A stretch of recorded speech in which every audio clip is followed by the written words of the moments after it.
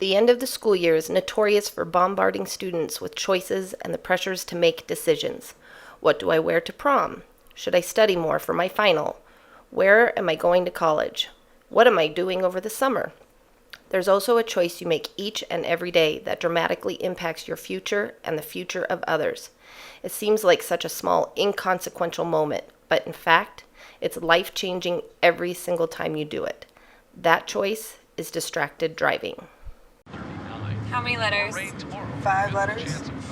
Just think about, what am I doing right now? Smile.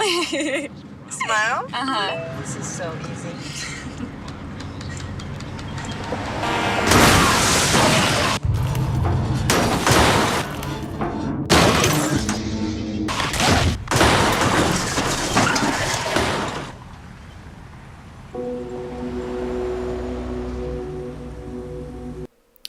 Do we have your attention now? April is Distracted Driving Awareness Month. The Gilbert Law Group and Arvada Fire would like to remind all Ralston Valley High School students that distracted driving is a very real threat.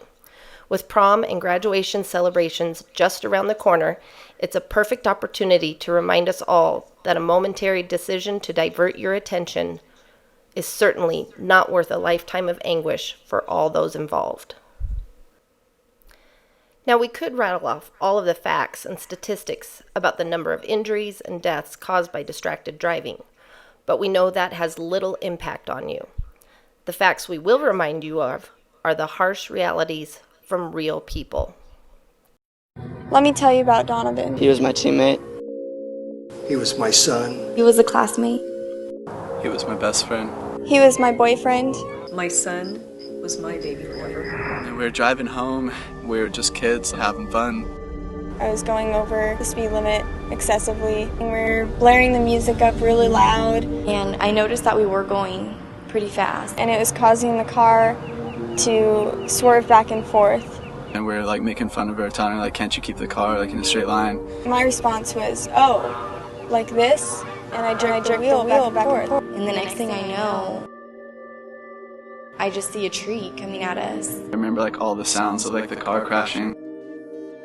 I looked around and I see Donovan, but he wasn't moving.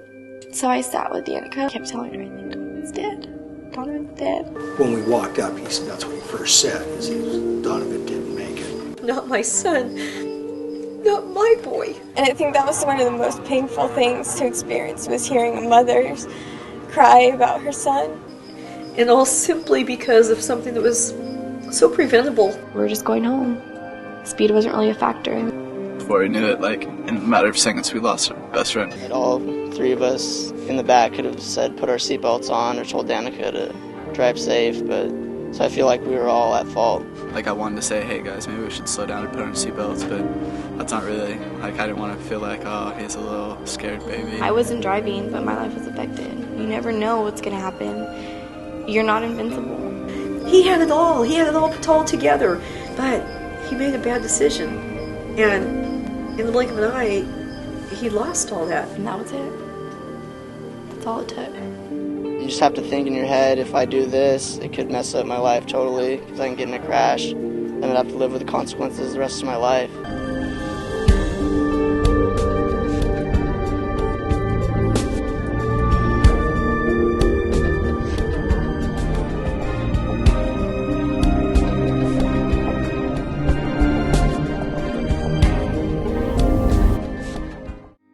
My son, Hunter, growing up, he was just very affectionate, very, very kind and gentle soul.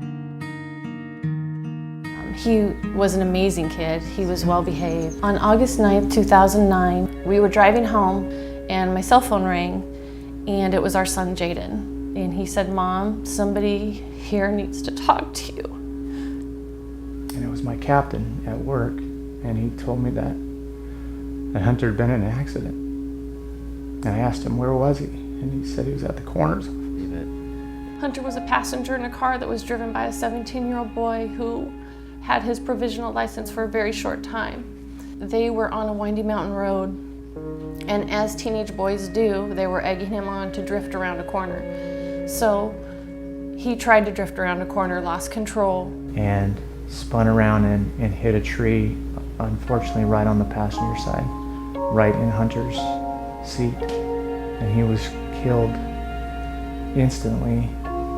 And everybody else pretty much walked away. I found out shortly after that the driver was messing around. It was his fault that my brother's not here anymore. But he's not a bad kid. He just was distracted. He got distracted by the other kids in the car. He wanted to have some fun. He wanted to be the cool older brother. And one thing we never thought to talk to Hunter about was being a good passenger. How to act appropriately and not distract the driver. It's definitely that missing link that will never be filled. there's this big empty space that has a big chunk of my heart that's not there anymore. One small maneuver can kill someone. It can take a life. All it takes is that one text that you want to answer to, lose control. Every day I see a car driving erratically or somebody not paying attention on the road, and it's somebody texting. It's always somebody texting. Both hands off the wheel, looking down, texting, going 70 down the freeway. It's not worth the message. It's not worth that extra few seconds of being home early or wherever you had to be. Just don't be dumb.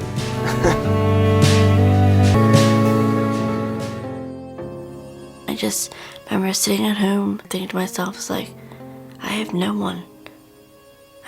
My friends were there for me at first, but after a while, they weren't. Before the car accident, the things I did in high school with my friends were, just go to the high school games and everything. Every weekend go to a party, go bowling. I was a good student. I was a role model. I did not think that Liz was connected to her mobile phone. I didn't realize that she loved her phone as much as she did. I used my cell phone every second, every minute, every hour. If I didn't have it, I would freak out because I couldn't connect with my friends. I couldn't connect with anyone. Couldn't connect with social media or anything. If I didn't have my cell phone, I felt lonely. I would ask her all the time, Liz, do you text and drive? And she said, no, Mom, I swear I don't. Don't worry, I don't use my phone when I'm behind the wheel. I ignored these warnings about texting while driving because everyone else was doing it, so I thought it was okay. I thought I was invincible, but clearly, I was completely wrong. I was getting ready for work, and then 12 hours later, I'm in ICU staring at my daughter, who's bald, and tubes running in and out of her body, and it's just overwhelming devastation over a stupid text. The consequences of my life now after the car accident is the fact that I'm blind in one eye now. I cannot smell. I cannot hear that very good because a bone broke in half and covered my eardrum. I can't create tears because both my tear ducts got damaged, and I can't put my body to sleep naturally.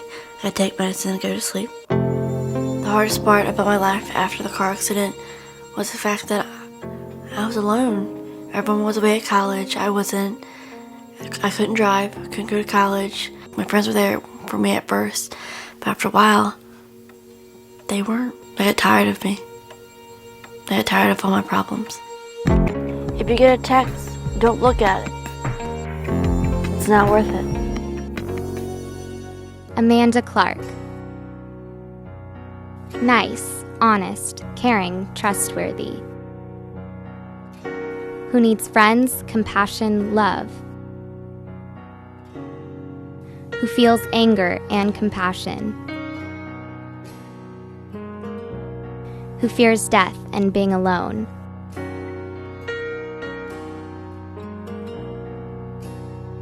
Who is concerned about my family and my future. If there could be one thing that I could change in my life, it would be the ability to see my family more than I do. March 31st, 2006. Amanda had spent the day in Manteca, and she was on her cell phone. Talking, trying to find out where she was going, where she was at. It was just past 7 p.m. when I went through the stop sign. My car rolled 3 times, and the only part of the roof that wasn't caved in was the part over my head. I know I'm lucky to be alive. I thought this would be a wake-up call for her. And it was for a short period of time. She wouldn't talk on the phone. She was more cautious. But she got more confident in her driving again, in the sense of, hey, I've survived one. I'm invincible. Nothing's going to happen to me now. I believe everything happens for a reason, and the reason for my car accident is to let me know that I need to slow down and pay more attention. I know that I need to change how I've been living my life. My phone and talking to my friends put my life in danger. I realize how easy it is for my life to be over because I wasn't paying attention. I'm glad to have one more chance to prove myself.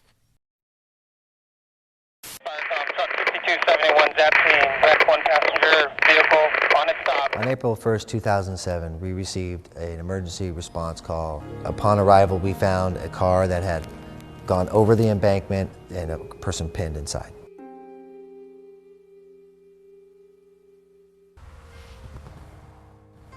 I want to tell her story. I need for everybody to hear it. That phone call can wait, because it's just not your life, it's somebody else's life that you're going to hurt. Cell phones being used in cars, it's a selfish act, because you're putting not only your life in your hands, but everybody on the road with you. Teenagers nowadays, they think that they were invincible, that they can talk on a cell phone and drive. They don't realize how dangerous it is. No parent should say goodbye to their child.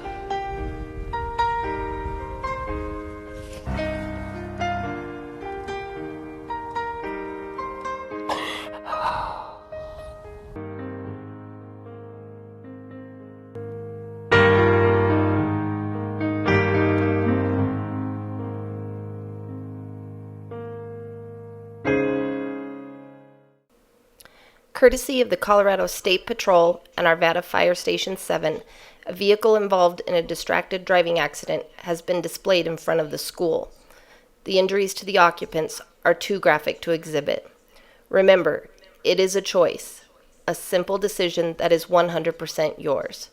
On behalf of the Gilbert Law Group and Arvada Fire, we wish you very safe driving and bright futures.